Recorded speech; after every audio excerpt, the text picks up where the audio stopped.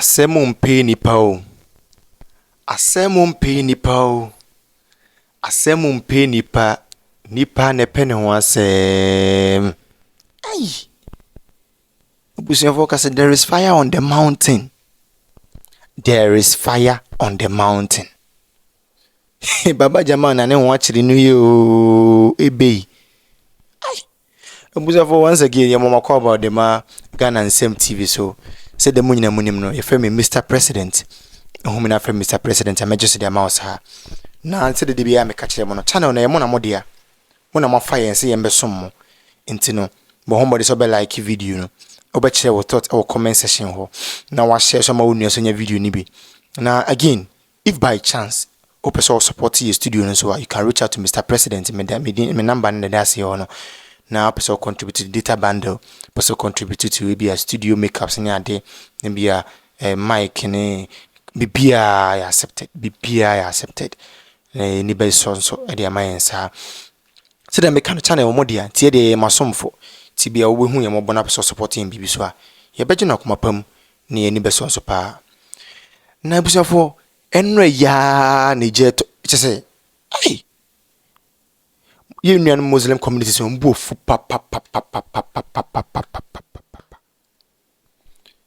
almost there be ye nya de sa na we amonte ma membo mu Papa Jamal na enra isi ade wo se wo jai wonye Muslim ni biu isen tumi nti so e Kristo ni isen tumi nti Papa Jamal se won de Muslim Israel for netete no Catholic for netete no na nye Muslimi for netete no tumi na nkofosa na nye Papa Jamal kuro ya na 2024 elections okoka kire Muslim for say Bawumia fake Muslim because Christopher sorry them nemum se Bawumia timi ko Christopher sorry na se mo say fake Muslim ti Ghana for nto abanti na se Ghana for ti to abati ya ne dia e ba ne se ne do so dia wo do so se wo de onye Muslim ni bi nemum de wo say wo Catholic ti nkofosa se de awia ye ne sa na nsu be e na se de nsu ye sa so na awia be iti Papa Jamal de on be to abanti ya ne papa Bawumia Nyame akasa Bawumia Nyankopon wakasa papa ei menem hukure Papa Jamal ene dey also a Catholic Papa Jamal ene dey also a Catholic you see we are not promoting violence yen so son tokwaso nemum se de odi ye yonko sa na ye de beye wo so so ma yonko ntwa nkwa ye ma wo ntwa ndu ena Ghana for no omoni short memory o ira Papa Jamal esan se John Dramani Mahama ka kire ne ono ne na pamfo ne Ghana for mri bi se Ghana for short memories ye ne say ampaga ne short memories me pa cho Ghana for se men kan just ombe to betia papa ombe to betia sabi omuhun de ekonyina omuhun na fe de na si na de ira Papa Jamal se one de onye nkramoni bi one de o Catholic because to me are open to me Sanko kure ne ka omo ho bom no ko gu Dr. Bawumia ho fin say oye Muslim ni na woko Christopher so dem tin ma Christopher mfi no na wo de Muslim ni de woko pede o Christopher so dem me pacho again you Muslims are more support channel yi enye tribal politics ne ye na emom no ye pese make reference to en sembe ye Papa Jamal kan me bi atwam sabi me do Muslimi for pa to ye Muslim now to video don't be offended nemo yen hwe from the point of view say Papa Jamal ko ye gunu yonko Muslimi ni ho fin emre bi atwemu kan sema ya kire no de yonko ye ni emre bi atwemu to kan sema ya kire ne de wo be ye bi e de na asi na se wo se wo nye Muslimi ni papa because we Ghana for se beto aba ma o ye fa so ye Muslim ni na so nye Muslim ni o de yen so wakoma pa na de Papa Jamal ye me hu se o ye mambofo se bi oni akoma pa fa Ghana e tumi ne fu no o hwehwe oboa na ma nyanya Papa Jamal kuro ya na koche kosua ne mako ekuwi ni le hyenyo no a ene de uwie ya wo se ne de unye kramoni bio na sabi wo kope primaries no pese uwi ni na be candidate edema NDC no enye unu Muslimi fo ya na akọ na se koche se uyo omo amode nti omo to abama na ne de to abama uwie ya wano sa yedu na se Papa Jamal mo to abama no Papa Jamal ye kan mo to abama na sabi bshi no de beba mo constituency ho onfa bi papa bi amremo if so ya down toma he lacks only credibility bia ko anopo beka ewio beka bi monto abanfantia ne papa Baba Jamal on sem fata so bedi mu constituency nanim. Baba Jamal on sem fata. Now within a space of 1 year, wotima gadasi kakoto moto TV echeche mankrofo so monto ba me pacho moto ba no ko parliament okotene kan parliament onyambae eti wonte ne kan nyina nwie ya o mhe constituency no monto ba mfantia no on sem fata so bedi mo so on kan okore because me life nyina ni pomo mabo me paye nkramofo na de ba kwa me nim fa nkramofo no se yi no nim nkramofo omu di nokore omu yiwu omu chese eni ade ba kwa me bu nkramofo fetiti nyina bisi ne mo Baba Jamal de waye ide nkofo bebere hunu se wo nsem fata se mbo ye be fo muslimini de waye ena se moje se meboa video na o kan se o ye Catholic na California tete no ye beba mamu nyina matie na mo amajaje to me and Baba Jamal so ye Catholic. You shouldn't be shy so you Muslimini ko Muslim for nipa ye do Muslim for you shouldn't be shy. Me my life Christo ni mo ami o Muslimi for nkwa na abo ami. Nti mi ko gina bebi nko kan samboni fa Muslim for da. Te beba ne se na tumi a wo penti wo beyi omo tete wama. Tumi a wo penti. Na se Baba Jamal mo ne tumi a e chena nko betim ko aka se won free mu constituency onya bi kon fa mremo mo nto abanfantia no. Say no go for winia MPP be fa I don't know what to do about Jamal. Bintu esi se wo kotia na ofro bai one stand kotia head rest am train wo ho head rest am train kotia one go to take the musical no kotia Praise the Lord. Praise the Lord. Hallelujah. Apostle, any Asorin Penny Chief of Staff, any Minor Penny of Swamp of No Mom can win. Media Mekasatiawa, Nedika Yedina Semenyan Coupon, near Tosso, Medamuina say, and open my dear first to say. Nyame kasie ina ne se mre bi atwam ye bibi wasore ha na mo ehu ye a afei de mesre mo se bibi a mo ye bia no monton samfrem senia elder kai no akwetia de kwesie de bi enu a me nkwa sore because na dodo na aye Christopher in fact, na nkremofo oye 16%. Ene a reverse ye wo nkremofo dodo ba eno enkyere se menya mesom me no Roman fo na tete me enti sa ntetie na Roman fo de ma me gusu o me mu mesre mo bibia mo bo afori o harvest wedin o mesre se mo bo tonsa frame na maba na menomo ababe som sene fata na yede nasie ebemo otumfo nyankopon medamasipi na menhiramo ina. Breaking news. Baba Jamal ope MP ewo Iowa so East enima ene ya wa free ekramusum afide was we Christoni oko Catholic. Ebusanfo mobile kan papa during the 2024 elections on nanti zongo kachire nkramofo se Dr. Bawumia nye kremoni efise okosra inyanuma Christopher ewa asorodem. Ene Baba Jamal akugina asorodem ose Catholic Roman for na tete no ne say nti wasa ba fie nti wajan kremosom afide we Catholic ni. Kaga mutane zongo. Duba akwemu na afike de wa chekimu. Kaga mutane nima se mo hwemia. Wallahi Baba Jamal shi munafike ine.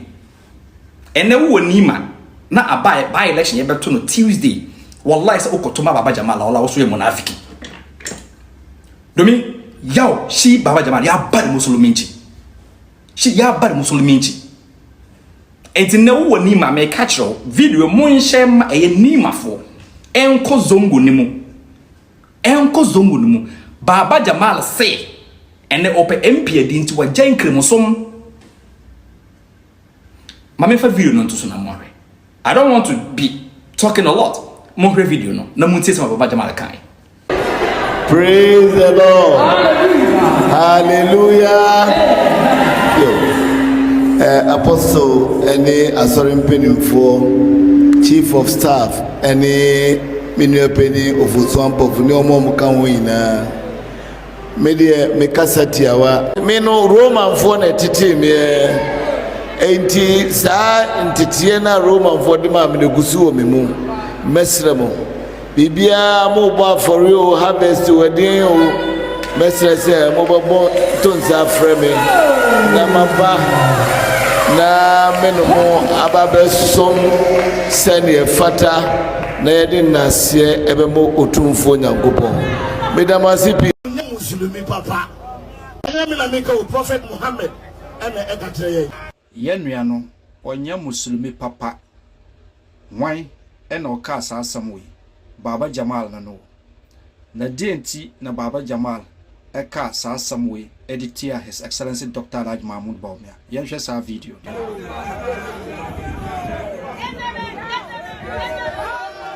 Mejidi se mo aka sa video ya medi kyerem yi 2024 elections na Dr. Mahmoud Bawumia eye campaign a otofa wula mo hono mo a omo se kremoni de busom pa de ade enti Dr. Mahmoud Bawumia wonye kremoni mapa na Baba Jamal kabi na ya malam foyi bi enso kabi including Sheikh Kalushemu no mo kabi say Dr. Mahmoud Bawumia wa kobosum hodie okosom enye say okoye politics but enne video ya mo hwei wan ena wodi Baba Jamal ni mo a wodi asai mami woye kremoni anase woye kristoni eya sambisa na sabi yenu enum a mosombosom enye yene mu naanya enye mu asam so na meka enura His Excellency Dr. Mahmoud Bawumia ba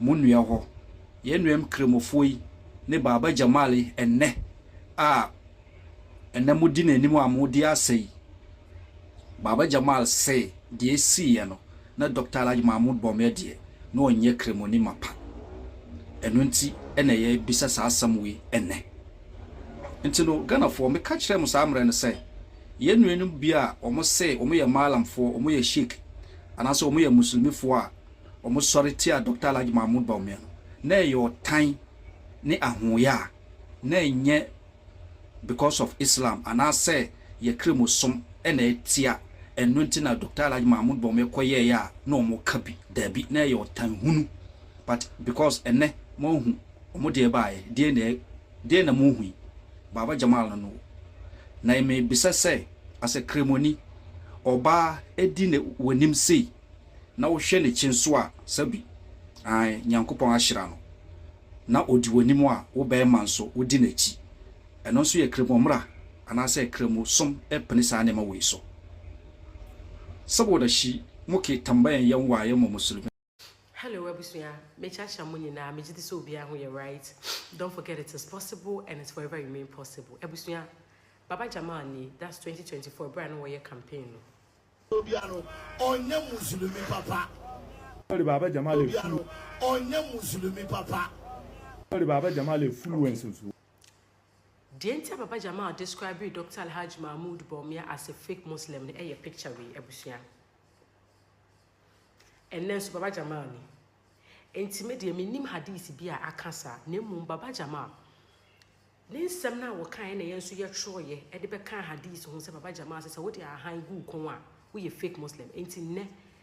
Can we also describe Baba Jamal as a fake Muslim? You bet me afre Baba Jamal so no so a fake Muslim onya Muslimi papa. Every day I keep saying this. NDC will preach. NDC will be preach. No, oh we are no affair. Chirhonom na wakoye die any preaching na we preaching boy bia. Why?